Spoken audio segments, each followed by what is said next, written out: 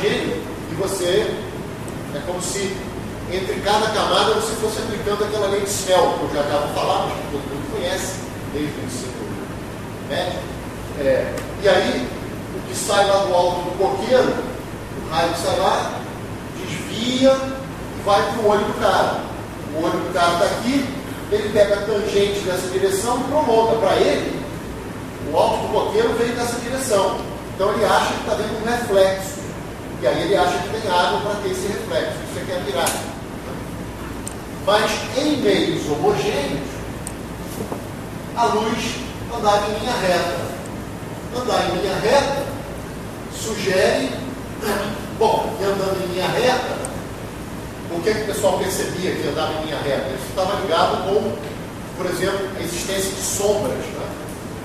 Então, esse linha reta tem a ver com existência de sombras, eu diria, bem delineadas. Isso aqui que dava uma evidência de que a luz andava em linha reta. Então, isso sugere o quê? Um modelo corpuscular para a luz. E realmente, Newton e várias outras pessoas, Descartes, Newton, várias pessoas foram adeptas de um modelo corpuscular para a luz. O Newton é um caso à parte, porque o Newton é um cara totalmente genial,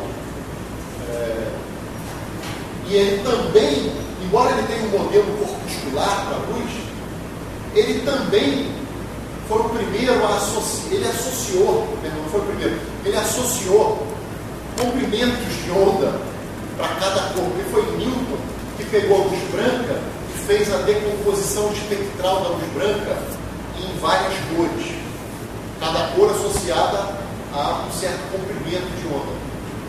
Então, embora Newton tivesse esse modelo corpuscular, ele também fez medidas, inclusive, que seriam os comprimentos de onda da luz. Esses caras que eu falei que vão de 0,4 micrômetros até 0,7 micrômetros, o Newton fez experimentos que saem esses valores, saem valores muito, muito bons. Vocês vão ouvir falar dos anéis de Newton. Quando a gente falar de interferência, nós vamos falar dos anéis de Newton e coisas do gênero. Então, Newton também tinha algo que estava ligado com o modelo ondulatório. Pois bem, mas o Newton era um cara genial, então era difícil, na época do Newton, alguém conseguir competir com o Newton. Então, por exemplo, o Hooke, que brigava demais com o Newton, o Huygens, eram adeptos da teoria da teoria ondulatória. E era muito mais difícil, com a teoria ondulatória, você conseguir explicar propagação retilínea da luz. Com bolinha é muito fácil, você joga uma bolinha, um meio homogêneo, ela vai em linha reta. Agora, com onda, como é que você, tendo ondas, frentes de onda, como é que você vai explicar a propagação em linha reta? Como é que você vai explicar reflexão, refração com ondas? O Huygens conseguiu. É bem mais complicado, quer dizer, era bem mais complicado na época. Moisés tem lá uns desenhozinhos que dá para ver. E aí ele teve aquele princípio de Huygens, né, que dizia o seguinte: dado uma frente de onda, como nós já falamos, e para o Huygens era algo parecido também, são os pontos onde a onda tem o mesmo valor. No nosso jargão mais moderno, a gente diria, uma frente de onda é definida pela fase constante da onda, tá certo? Então, deixa uma pedra cair no lago, vocês vão ver, ou oscila com alguma coisa no lago, vocês vão ver aqueles vales e cristas, pega e une todos os pontos que no dado instante estão na crista, aquilo é uma frente de onda, tá certo? Pois bem, o Huygens dizia o seguinte, para poder explicar a propagação da onda, ele dizia que, dado uma frente de onda, cada ponto de uma frente de onda é fonte de uma onda secundária. Então, você, de cada ponto de uma frente de onda, eu vou botar um desenho aí, você pega um compasso e faz novas frentes de onda, e depois ele dizia que essas ondas eram muito fraquinhas, e que a nova frente de onda, ela era a curva que era envoltória nessas ondículas secundárias. Então era uma curva que tangenciava todas as outras ondículas secundárias.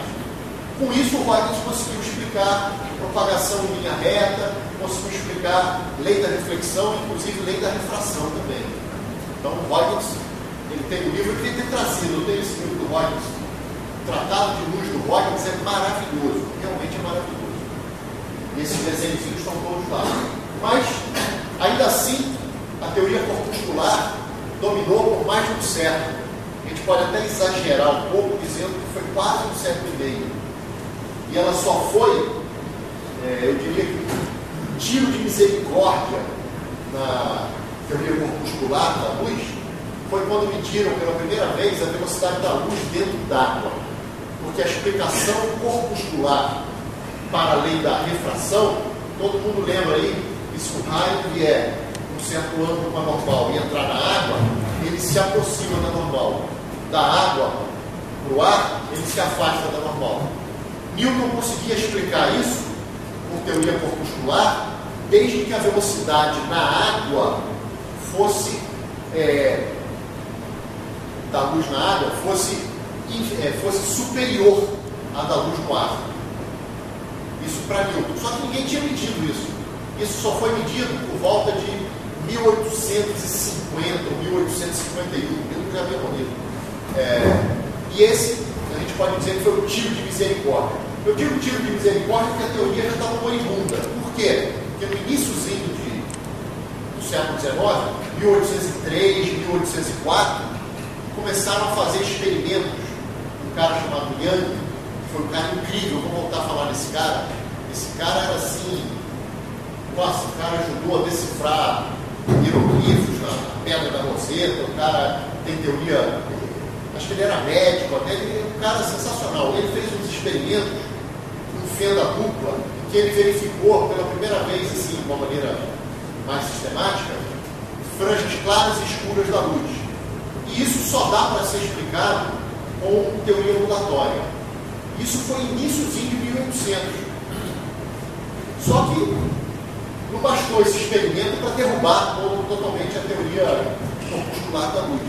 Veio um cara chamado Fresnel, que também era defensor da teoria ondulatória, e que pegou até o princípio de Huygens e matematizou um pouco mais, e também conseguiu explicar várias outras coisas, como difração também. Pra vocês terem uma ideia, em 1819, a Academia Francesa de Ciências promoveu um concurso sobre esses temas que estavam na moda ali na época, que era a difração. Estavam começando a verificar esses desvios da luz. Então, propuseram um prêmio para a teoria da difração. O Fresnel participou desse concurso, e na banca desse concurso tinham vários caras muito bons, e um deles se chamava Poisson. O Poisson era um adepto, era um newtoniano, era um adepto da teoria corpuscular da luz.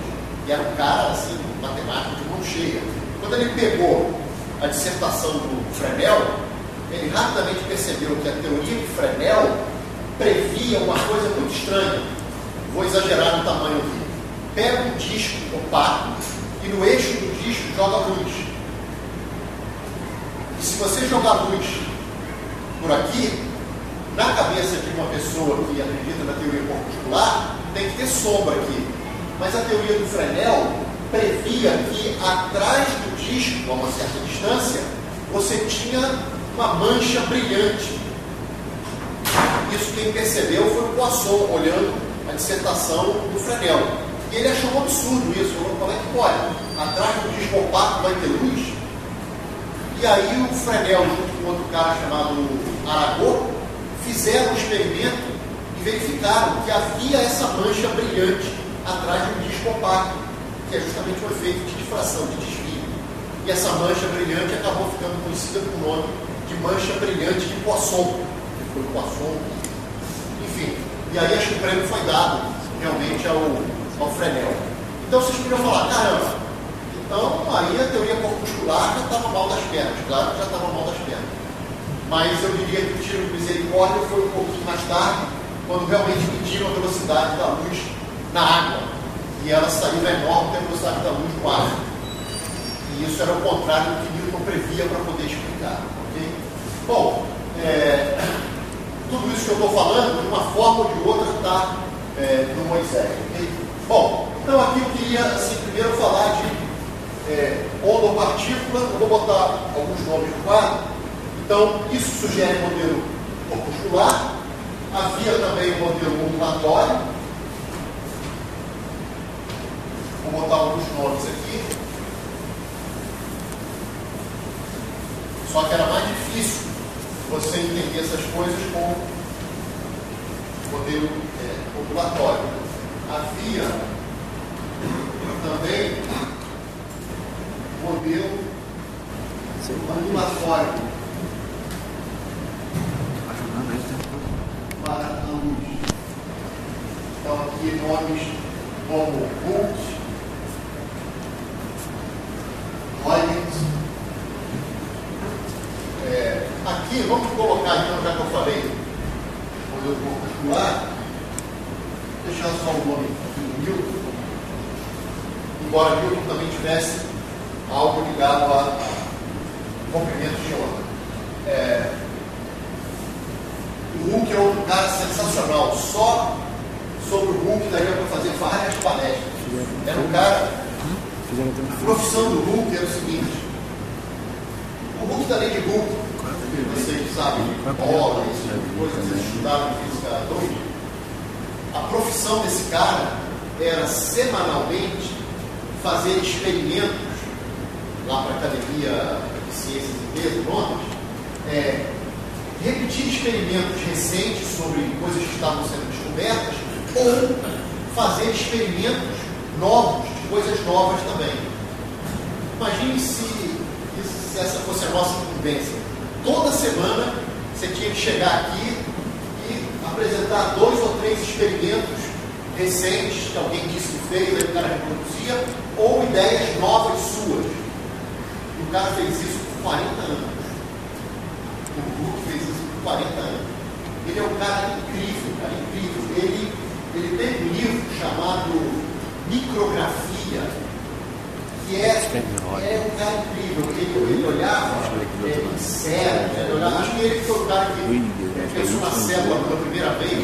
Ele tem desenhos perfeitos de insetos, coisas assim, ele usava microscópios, coisas do gênero. Então, é um cara incrível. E ele tem ideias muito interessantes, mas ele não era um cara que conseguia se aprofundar. Também, cara, imagina. Sua tarefa é toda semana ficar apresentando coisa nova ou repetindo coisa recente.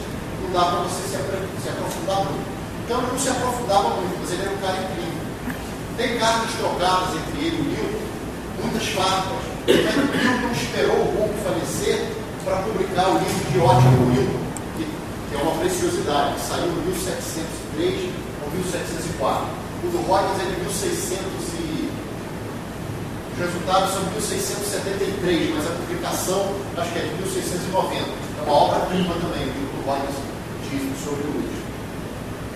E, enfim, bom, tem inclusive sobre gravitação, parece que o Hooke já havia comentado sobre que tipo de órbita você teria e tal, e acho que ele ficou muito chateado quando nos princípia o Newton, porque o Newton era um cara genial, mas em termos de personalidade, o cara não era do bem, não. O cara era meio do mal, tá? Em algumas coisas. Pois bem, então ele nem citou o Hooke. E o Hooke já tinha falado de várias coisas que o Newton deveria ter citado. Parece que com influência do Halley, que foi o cara que financiou, o cara que comenta Halley, ele que financiou os princípios do Newton, ele insistiu para que citasse o Hooke e tal, e aí acho que o Newton cita o Hooke assim, junto com outras pessoas, meio que desmerecendo várias coisas. Mas o Hooke já havia pensado em várias coisas que depois o Newton fez. Enfim, bom, e o Huygens tem o famoso princípio de Huygens, que é aquele que eu cheguei a mais ou menos enunciar, que diz o seguinte: você tem uma frente de onda, cada pontinho daqui, tem um ponto P aqui e tal, você vai traçar com o compasso. Bom, eu desenho para traçando aqui com um compasso, vários pontinhos, como se eles fossem fontes de novas ondículas aqui esféricas.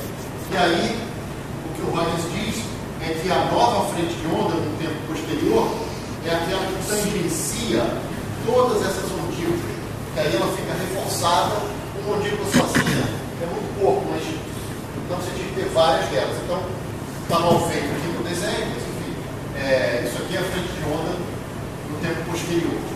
E aí, quando você pega por aqui, você vê que a propagação foi retilínea, do ponto B para o ponto P'.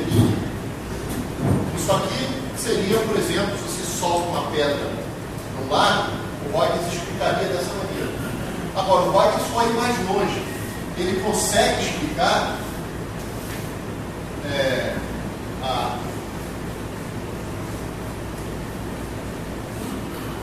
a reflexão, ele consegue mostrar que o teto de reflexão é igual ao teto de incidência com o modelo ondulatório dele, coisa que com bolinha é bem simples, tá certo? E ele consegue também explicar a refração, tá certo? Por exemplo, se você tiver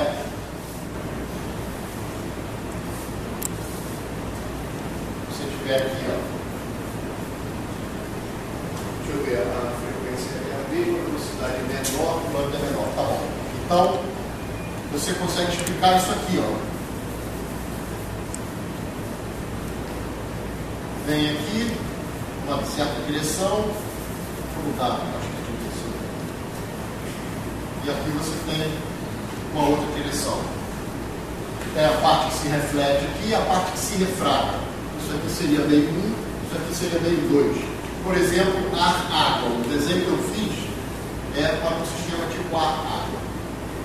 Eu não vou nem me aventurar a tentar fazer os desenhos, mas Moisés, vocês podem ver desenhos que provavelmente ele copiou do próprio livro do Huygens, mostrando como que com esse princípio você consegue explicar a onda que volta tendo um ângulo de reflexão igual a incidência e a onda que passa tendo um ângulo de transmissão, vou chamar de θ1 e θ2 também, de tal maneira que seno de θ1 sobre seno de θ2 seja igual a V1 sobre V2, onde V1 e V2 são as respectivas velocidades dos meios.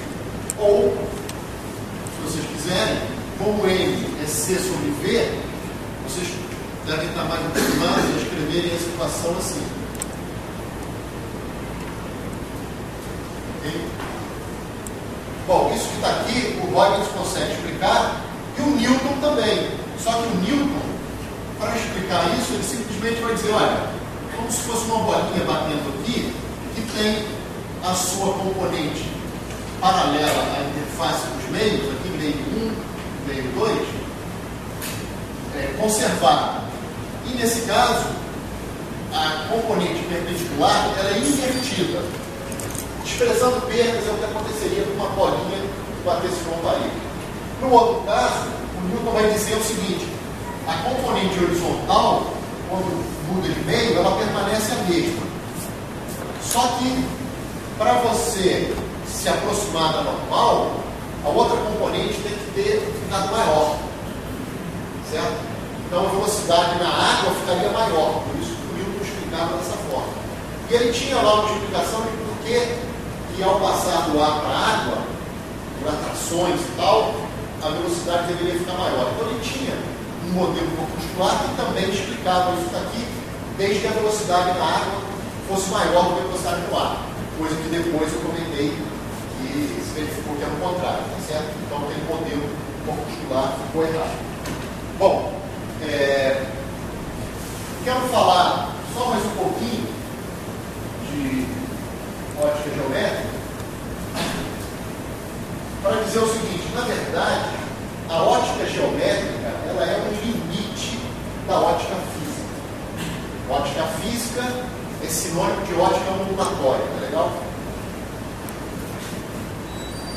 É encarar a luz como que a gente aprendeu, onda eletromagnética. Luz campo elétrico, magnético, vibrando no espaço com aquelas propriedades todas. O K perpendicular ao E, o B perpendicular ao K, o E perpendicular ao B, aquela história toda. Ótica física é estudar a luz pensando na luz como aquelas ondas. E, claro, estudar então interferência de luz, propagação da luz no meio homogêneo, não homogêneo, difração da luz, todos os efeitos que podem acontecer com a luz, como onda, você vai chamar de ótica ondulatória ou ótica física, tá certo? Ótica geométrica é um limite da ótica física. Que limite é esse? Então, eu vou dizer qual é esse limite. Então, a ótica geométrica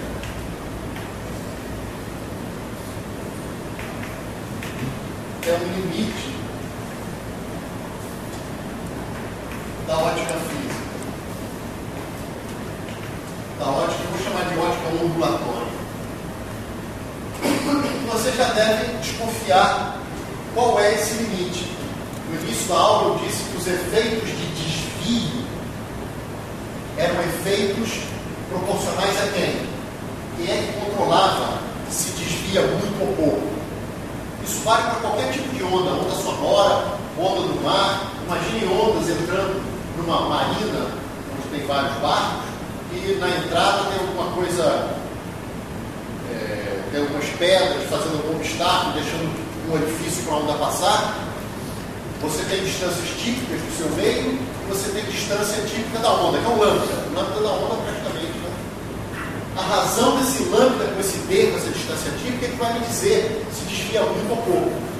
Então isso vale do som para ondas do mar, para ondas da luz.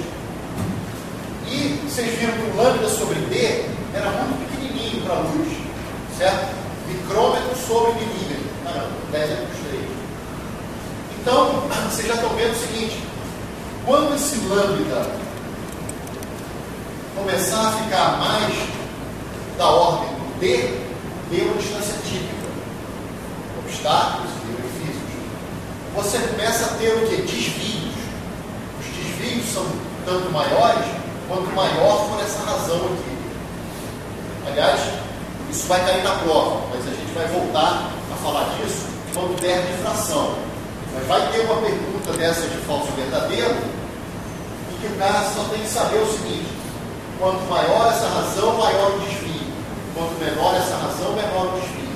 Então, se você sabe que o lambda do vermelho é maior do que o lambda do azul, isso de fato é verdade, que a frequência do vermelho é menor do que a frequência do azul. Então, o lambda do vermelho é maior que o lambda do azul.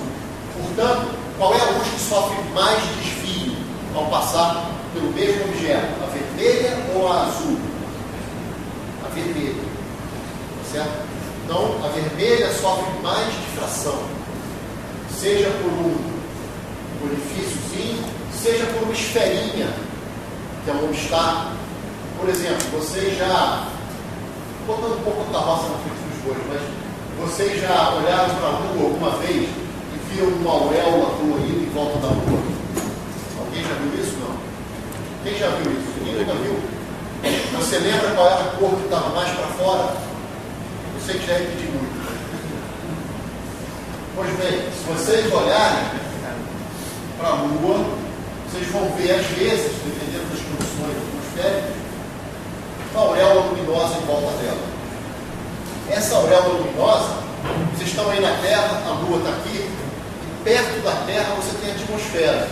Na atmosfera vocês têm gotículas, que podem ser pensadas como esferinhas. Esse efeito é um efeito de difração da luz que vem da Lua pelas gotículas ali que estão na atmosfera. Então eu pergunto para vocês, qual deve ser a cor que está mais para fora? Olha, você está aí olhando para a Lua, está vendo uma auréola. Eu estou te dizendo que essa auréola tem a ver com desvio. Então você tem aqui vários gotículos, e você tem por aqui para chegar nos seus olhos, desvia um tanto. O que chega daqui teve que desviar mais ou menos para chegar nos seus olhos. Mais. Quanto mais para fora, maior teve que ser o desvio. Maior a difração. Então, qual é a cor que tem que estar do lado de fora dessa auréola luminosa? Vermelho. Posso botar na prova isso? Não? Não, cara? Pô, tô dando a resposta aqui, cara. O que você não entendeu? Fala aí. Oi? Então, ó, cara, eu vou repetir, cara, porque isso é munição. Pô, já que não tem nenhuma menina na sala, vou fazer uma brincadeira. Isso é uma munição para vocês ganharem os brotinhos, tá? Brotinho depois da minha idade. Vocês nunca devem ter ouvido falar em brotinho. Na minha época, a gente chamava as meninas de brotinho. Então, um dia que vocês estiverem com uma menina, tiver lua, com essa auréola, vocês podem falar, pô, aquele vermelho ali é um efeito de difração e tal. Mas é o seguinte, cara, a lua está aqui, eu estou dizendo que às vezes você vê uma auréola luminosa em volta da lua. E eu estou afirmando que esse efeito é um efeito de difração. Difração é sinônimo de desvio. Então é luz que saiu da lua e desviou. Desviou aonde? Nas gotículas que estão na atmosfera. Então, você está olhando para cá e está vendo uma certa cor aqui. Isso foi uma luz que veio até a atmosfera e desviou e foi para os seus olhos. Quem está mais para fora foi uma luz que foi mais para fora e desviou mais ou menos. Desviou mais. Eu já disse para vocês que desvia mais quem tiver maior razão entre lambda e uma dimensão típica. Essa dimensão típica é o raio da esferinha da gotícula. É certo? Então, a cor que vai ficar mais para fora é a que mais desvia, é a que tem o maior lambda. E quem é que tem maior lambda? É o lado do azul ou o lado do vermelho do espelho? O vermelho. Então agora eu vou fazer novamente a pergunta. Posso botar na prova? Agora posso. Então, está aí já, né? Bom, então, voltando para cá.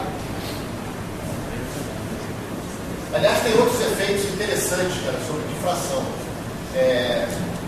Qual é a forma de uma estrela, hein? Qual é a forma de uma estrela? A esférica, né? A forma de uma estrela é? Esfera? Não.